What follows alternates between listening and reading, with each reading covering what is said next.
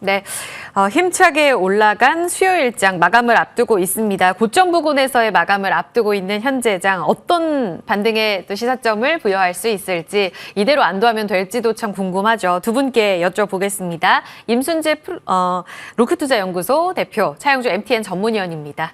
어서 오세요. 안녕하십니까? 네. 첫 질문 역시 반도체로 좀 출발해봐야 될 것 같은데요. 오늘 힘이 대단했습니다. 특히 최근에 엔비디아의 급락에 따른 하락으로 많이들 이 4월 조정을 해석했었잖아요. 그리고 엔비디아의 급락의 배경은 역시 ASML, TSMC, SMIC 같은 실적에 대한 불확실성이 커졌던 것인데 조정 마무리됐다고 보세요? 아직은 뭐 조정을 마무리했다 보긴 조금 더 이르지 않나 싶고요. 일단 뭐 지금 빅테크들의 이제 실적들이 나오고 있기 때문에 이제 그 실적에 따라서 조정 여부가 아마 판가름이 날 걸로 예상이 되고 있습니다. 최근에 이제 AI들이 이제 관련된 종목들이 뭐 지난주에 급락을 했습니다. 그래서 지난주에 뭐 필라델피아 반도체 지수 같은 경우 이제 10% 정도 이제 하락을 하다 보니까 뭐 금주에 지금 뭐 월화에 한 4% 정도 회복한 그런 상황입니다. 그러니까 이 정도 회복은 뭐 정상적으로 빠졌기 때문에 뭐 올라온 것이다라고 보여지고요. 과연 이 부분이 이제 더 연속될지는 아마 뭐 일단 오늘 뭐 지금 마이크로소프트나 아니면 뭐 구글이 이제 내일 이제 실적 발표가 되는데 그 실적 발표에 따라서 과연 어떻게 그런 기업들의 이제 순이익, AI 관련된 순이익이 나오느냐에 따라서 추가적인 상승 여부가 아마 결정이 되지 않을까라는 생각을 해보고 있고요. 그렇지만 일단 반도체 관련된 종목에 대한 기대감은 뭐 올해는 계속 여전히 갖고 계셔야 되지 않을까 싶습니다. 뭐 최근에 이제 TSMC나 뭐 ASML 얘기가 나오면서 이제 실적이 조금 부진할 것이다라는 얘기를 하는데 그거는 이제 메모리 부분이 아닌 일반 그 이제 시스템 반도체 부분이다라고 보시면 될 것 같고요. 메모리 반도체 부분은 여전히 올해 실적 개선세가 이제 뚜렷할 것이다라는 기대감을 갖고 있다라고 보시면 될 것 같습니다. 특히 이제 작년에 대규모 감산을 했기 때문에 그거에 대해서 뭐 매수가 그러니까 생산이 정상화된다라고 하게 되면 그만큼 이제 이런 반도체, 특히 이제 국내에 있는 메모리 반도체 관련된 그런 이제 밸류체인은 상대적인 수혜를 입을 가능성은 있기 때문에 그런 점에서 주목을 해보시는 게 어떨까 싶고요. 그렇기 때문에 반도체 관련된 종목들은 뭐 급락을 한다라고 하게 되면 일단 저점 분할 매수 관점에서 접근을 하셔도 아직까지는 유효하지 않을까라는 생각을 해보고 있습니다. 저점 부근에서의 신규 접근도 유효하다. 어떠세요? 차 의원님도 같은 공감대를 갖고 계시는지 다음 달에 보니까 새로운 또 이벤트 들이 있죠. 저희 엔비디아 실적 발표 22일에 앞두고 있고요. 게다가 새로운 이벤트로 본다면 마이크로소프트의 CEO 서밋 행사가 있는데 여기에 우리 IT 투톱 경영진이 참가한다고 해서 메모리 반도체 세일즈에 대한 기대감도 크더라고요. 이런 호재와 또 불확실성 앞두고 5월 전망은 긍정적으로만 볼 수 있을까요? 우리가 이제 시장에 있어서 소음과 팩트를 좀 구분하는 것이 가장 기본적인 베이스다라고 말씀드릴 수가 있겠습니다.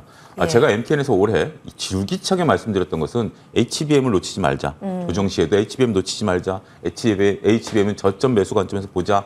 여름까지는 무조건 보자라고 말씀드렸고 그게 이제 뭐 어제 그제만 하더라도 좀 불안하셨던 분이 오늘 안도의 한숨을 쉬는 이런 모습들이다라고 말씀드릴 수가 있겠죠. 아직까지 이제 고점을 뚫어줘야 되기 때문에 저도 임순재 대표님의 말씀처럼 좀 다소 신중하긴 해야 되겠습니다만 이게 제가 이렇게 강조드릴 수 있었던 것은 산업의 흐름이거든요. 산업의 흐름이기 때문에 이 산업의 오늘 또 전력기기도 강하지 않습니까? 예. 이쪽에 대한 것은 지금 인공지능과 관련된 것은 산업의 흐름이에요. 이것이 단순하게 산업의 흐름 속에서 나름대로의 작은 변동성, 주가가 올라가면 좀 조정을 받고 하는 것들이 있긴 하겠습니다만 이 흐름 자체를 대세를 거스를 수는 없는 거죠. 이건 거의 산업혁명급입니다. 자, 지금 이제 우리가 그 마이크로소프트 CEO 행사에서 과연 CEO들끼리 만나서 우리 반도체 좀 사주세요라고 얘기를 할까요? 그런 부분들은 없죠. 이건 실무진들이 얘기를 하는 거지만 어쨌든 자 이렇게 저는 보셔야 될 것 같아요. 이게 나쁜 뉴스가 아니라 그만큼 지금 이제 반도체와 관련된 이슈에 따라서 많은 분들이 관심을 갖는 거죠. 네. 불과 1년 전에 보십시오. 1년 전만 하더라도 우리가 2차 전지와 관련해서 굉장히 작은 뉴스에도 많은 분들이 관심을 가졌지만 지금 2차 전지 웬만한 뉴스에도 관심을 갖는 거하고 주가의 움직임을 보면 주가가 움직이지 못하니까 상대적으로 그 괴리율이 좀 발생하는 거 아니겠습니까? 뭐 아무리 좋은 얘기가 나온다 하더라도 지금 뭐 테슬라급 얘기가 나오지 않는 이상은 뭔가 지금 아직 주춤하다라는 거죠. 자, 반도체에 대한 관심은 지속적으로 가지셔야 될 것 같아요. 그리고 구분해야 될 것은 임순재 대표님도 말씀하셨다시피 메모리, 시스템, HBM 이 세 가지를 구분하셔서 지금 HBM에 집중해야 되고 그러다 보니까 지금 HBM에 집중하다 보니까 지금 TSMC 실적이 안 나온 것은 시스템에 대한 투자까지 HBM이 지금 다 잡아먹고 있는 거거든요. 여기에 이제 D램에 대한 부분들은 우리가 이제 사이클상 돌아가는 거지만 아직까지 삼성전자가 이 부분에서 조금 부족하다라는 걸 보게 된다라면 여러 가지 이제 소음과 팩트를 구분할 건 시스템, D램보다는 HBM에 집중하자. 저는 이렇게 항상 강조드리도록 하겠습니다. HBM 고성장 스토리는 여전히 살아있다 이렇게 강조를 해주셨어요.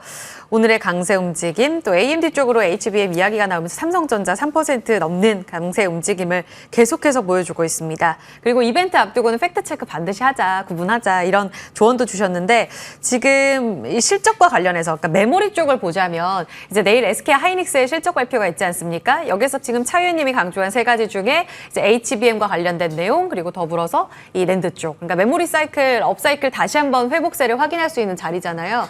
오늘 낸드 관련 종목 좋았습니다. 이런 게 오늘의 하나의 힌트라고 볼 수도 있을지 좀 전략을 어떻게 잡을 수 있을까요? 일단 뭐 지금 움직이는 게 이제 반도체 내에서 뭐 좋다라고는 하고는 있지만 네. 뭐 어떤 특정 섹터가 계속 꾸준히 상승하는 것보다는 여러 가지 이제 내에서 세부 섹터가 이제 순환매를 하고 있다라고 보시는 게 더 맞지 않을까 싶습니다.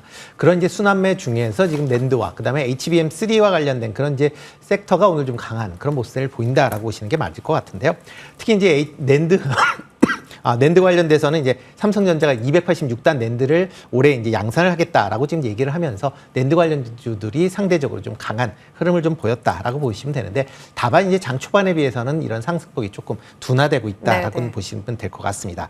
그렇지만 이제 낸드 플래시가 이제 원체 감산이 작년도서부터 많이 이루어졌고 그다음에 이제 최근에 들어 이제 이런 수요들이 살면서 가격이 이제 계속 꾸준하게 상승세를 보이고 있는 그런 상황입니다. 그렇다라고 하게 되면 낸드에 대한 부분도 지금 많이 감산이 되어 있는데 이 부분이 상당 부분 정상화된다라고 하게 되면 낸드 관련된 기업들의 실적은 당연히 좋아질 수밖에 없다라고 보여지고요. 다만 이제 내일 이제 SK 하이닉스에 대한 실적이 발표될 예정입니다. 뭐 지금 네. 시장 지금 뭐 컨센서스를 본다라고 하게 되면 뭐 매출 같은 경우 12조 원, 그다음에 영업이익도 1조 8,600억 정도가 지금 예상이 되고 있는데 그만큼 이제 시장 살짝 상당히 실적이 좋아질 걸로 예상이 되고 있습니다. 그렇지만 이런 실적에 관련된 개선 부분은 어느 정도 시장에 반영이 된 거 아닌가라는 좀 생각을 해보고 있고요. 만약 SK 하이닉스가 내일 실적을 발표한다라고 하게 되면 뭐 시장 예상치를 아주 크게 상회하기 전에는 아마 일정 부분의 차익 매물이 나올 가능성도 있다라는 것도 조금은 조금 투자할 때 유의해 보실 필요는 있을 걸로 보여지고요. 네. 다만 이제 HBM3에 관련된 뭐 매출 성장세가 꾸준할 거고 레거시 제품에 대한 판매 회복세가 이루어지기 때문에 뭐 단기적인 이렇게 노이즈가 있다라고 해도 중장기적인 흐름은 그렇게 나쁘지 않을 것이다라는 생각을 좀 해보고 있습니다. 네, 오늘 공급 계약 소식이 있었던 YIK 같은 경우에는 또 급등세를 나타냈는데 이렇게 갑자기 또 계약 소식과 함께 공시 발표하면서 올라오는 쪽은 바로바로 챙기는 게 맞아요? 아니면 그 순환매 이야기를 계속 하셨는데 네. 이쪽 측면에서의 기민한 대응에 있어서 핵심 중심은 뭘로 잡아야 될까요? 일단 뭐 계약 관련된 부분은 뭐 네. 그건 어떤 개별적인 이벤트다, 개별주에 대한 이벤트다라고 보시면 될 것 같고요. 뭐 그 섹터 전반에 대해서는 이제 순환매적으로 접근을 하셔야 되지만 실적이나 그다음에 계약손 시가 같은 그런 개별 이벤트에 대한 부분은 그때그때 대응하시는 게 더 맞지 않을까라는 생각을 해보고 있습니다. 네, 반도체 들어봤고요. 2차 전지 오늘 테슬라발 효과를 또 톡톡히 봤죠. 여기에 영향을 받은 쪽이 2차 전지와 또 자율주행이었는데요. 시간의 거래에서 테슬라는 13%의 급등을 나타냈습니다. 앞서 브리핑에서도 들으셨지만 실적은 아쉬웠는데 저가차를 내놓는다. 여기에 시장이 좀 환호를 했습니다. 차 의원님, 재반등 추세 만들 수 있을 만한 재료라고 보시는지 에코프로비엔 같은 경우에는 오전에 거래대금 코스닥에서 1위였다가 윗골이 달리면서 거래도 살짝 반도체주에 내줬거든요. 이게 아쉬운 시세가 또 하나의 답이 될 수 있는지 어느 쪽으로 해석할까요? 일단 두 가지 관점을 나눠서 봐야 될 것 같습니다. 일단 테슬라가 저가형 모델을 출시를 하는 것은 시장을 넓히기 위한 하나의 전략이다라고 좀 말씀드릴 수가 있겠죠. 네. 근데 시장의 전략에서 저가형을 냈을 때 과연 수익률이 어떻게 되느냐. 지금 이제 테슬라가 한참 잘 나갔을 때는 영업이익률이 2자리였다가 지금 이제 영업이익률이 한 자릿대 후반에 있는 거 아니겠습니까? 그러면 저가형을 가지고 과연 영업이익률을 어떻게 만들어낼 수 있겠는가? 첫 번째 관점.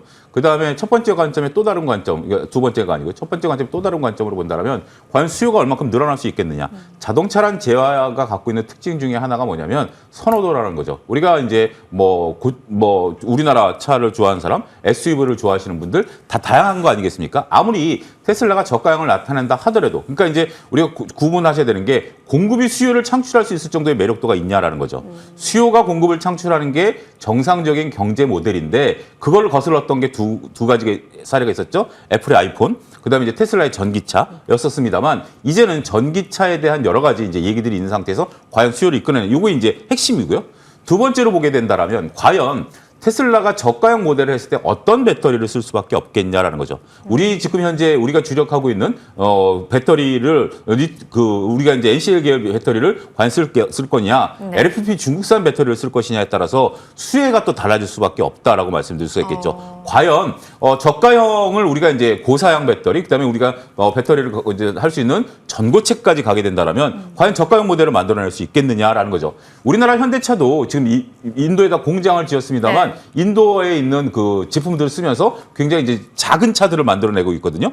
현대차 i1 뭐 이런 거 같은 경우 굉장히 소형차를 만드는 1072만짜리를 만들어내고 있죠. 그건 수익률이 별로 그렇게 크게 나지 않습니다. 그렇지만 인도 시장을 잡아먹기 위한 하나의 공략이 되는 거기 때문에 이것이 과연 포인트냐라고 봤을 때는 여러분들이 생각을 냉정히 하셔야 돼요. 하지만 오늘 주가가 올라가지 않느냐? 그동안에 이제 자율적인 반등이라는 거죠. 저는 결국 우리나라 2차 전지 업계가 갖고 있는 숙명이다라고 본다라면 결국 기존에 있었던 우리 전기차들이 많이 팔려야 된다. 현대기아차 같은 경우는 지금 하이브리드가 많이 팔리고 있습니다만 네. 결국 현대기아차라든지 GM이라든지 이런 쪽에서 기존에 있었던 우리가 제네시스급 전기차들이 많이 팔리는 것이 네. 결국 이것들에 대한 매출과 영업이익을 만들어내지 않을까. 저는 그렇게 좀 구분해서 보셔야 되지 않을까 싶습니다. 일단은 수요가 얼마나 회복될지 저가차가 중요한 이벤트가 될 수 있는지는 결국은 큐에 달려있다. 알겠습니다. 그러면 실적과 함께 조금은 다른 접근이 가능한지도 궁금해요. 최근에 리튬 가격 반등과 함께 리튬 종목들도 반등을 좀 줬고요. 조금 전 브리핑에서 들으신 것처럼 포스코 퓨처엠에 대한 1분기 어닝 서프라이즈 전망들이 증권가에서 솔솔 들려오고 있습니다. 임 대표님, 1분기 실적 발표 이후에 물론 하반기나 돼야 실적 회복 이야기가 들려오긴 하지만 그 이후에 뭔가 종목들의 차별화 양상이 주가로 나타날 수 있다고 보세요.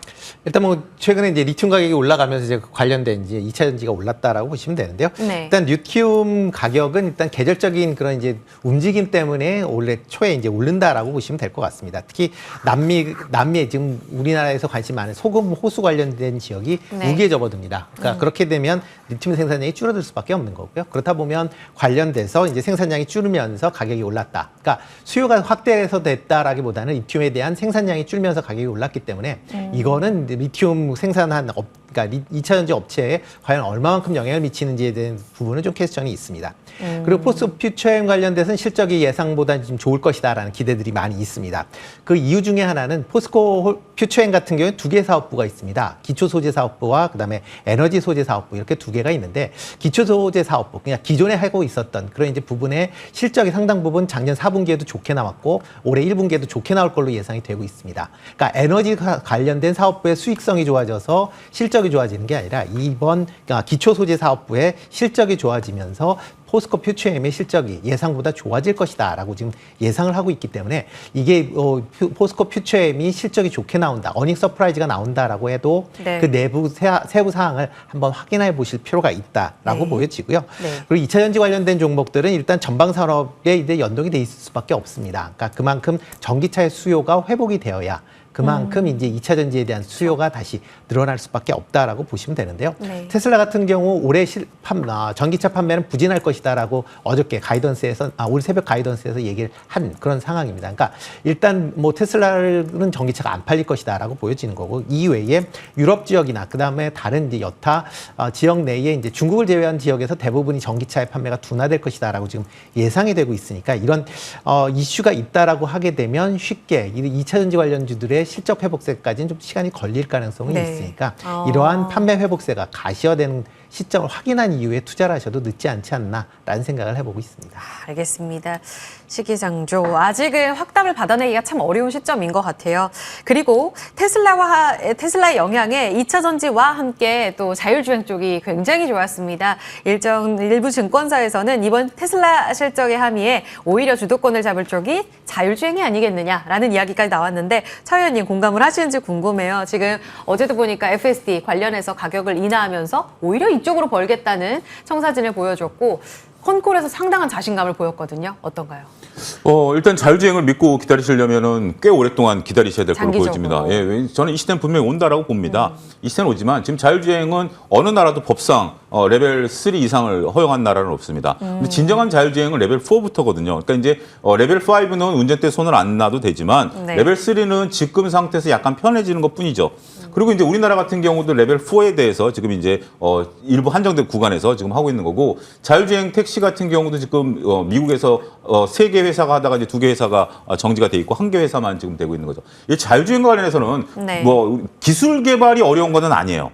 이 기술 개발이 어려운 것은 데이터 축적만 하면 됩니다. 이게 예. 여기 인공지능 데이터까지 들어가니까 상관이 없습니다. 두 번째는 우리 가장 중요한 것은 일단은 우리가 이제 그 제도상에 대한 인정, 그 다음에 이것에 대한 보험에 대한 부분들, 그 다음에 우리 사회적인 합의가 왜 필요하느냐? 레벨 5 단계에서 사고가 났을 때 그거에 대한 책임을 과연 책임. 기계가 져야 되느냐, 사람이 져야 되느냐라는 것은 네. 사회적 합의가 필요하거든요. 이런 부분들까지 간다라면 저는 이거 긴 호흡으로 보실 필요는 있다고 봐요. 하지만 단기적으로는 이게 이벤트성으로 움직이니까 지금 이제 여러분들이 매매를 하신다라면 네, 네. 항상 이런 얘기가 나오면 단기 매매가 됐어요. 과거에 애플카는 어땠죠? 애플카 얘기만 나오면 하루 이틀짜리 매매가 됐죠. 네. 근데 지금 애플카는 완전히 이제 우리 기억 속에 사라져 버렸죠. 이런 거기 때문에 이거는 트렌드는 맞습니다. 트렌드는 맞지만 지금 당장 이루어지기보다는 이것을 만들어내는 과정에 있어서 자꾸 이벤트 플레이를 하시는 것으로 국한해야 되지 않을까 싶습니다. 네.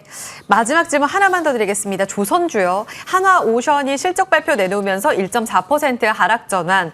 세론으로 결국 나타나는 것인가. 조선주 전체적인 탄력도 좀 저하됐는데 이번 주 내내 조선사사의 실적 나오지 않습니까? 그러면 팔아야 될까요? 일단 뭐 조선 관련된 뭐 단기적으로 좀 올랐었기 때문에 그거에 대해서 뭐 이벤트 때문에 뭐 출렁거린 가능성 분명히 있습니다. 네네. 그렇지만 뭐 중장기적으로 본다라고 하게 되면 조선업에 대한 부분은 좀 계속 관심 있게 좀 보셔야 되지 않을까 싶고 있고요. 뭐 그 이유 중에 하나는 계속 이제 수주가 꾸준히 이루어지고 있다라는 겁니다. 네. 작년 하반기 이후서부터 이제 조선주가 조정을 받았었던 건 수주에 대한 이제 피크아웃 우려였는데 올 1분기에 보면 글로벌 수주량 중에서 국내 3사의 수주량이 1위를 차지할 만큼 수주가 꾸준하게 이루어지고 있는 그런 상황이고요. 특히 친환경 선박과 같은 그런 이제 고부가 가치 선박이 수주가 계속 이루어지고 있습니다. 여기에 최근에 이제 강달러까지 이어지고 있는 상황이다라고 보면 뭐 일단 뭐 단기적인 그런 이슈로 인해서 뭐 주가는 출렁거림은 있을 수 있겠지만 중장기적으로 보면 조선업에 대한 그런 올해 내의 뷰는 뭐 여전히 긍정적으로 봐야 되지 않을까라는 생각을 해보고 있습니다. 잘 들었습니다. 두 프로와 함께 마감 앞두고 전략 들어봤습니다. 차용준 MTN 전문위원 임순재 대표 함께했습니다. 고맙습니다.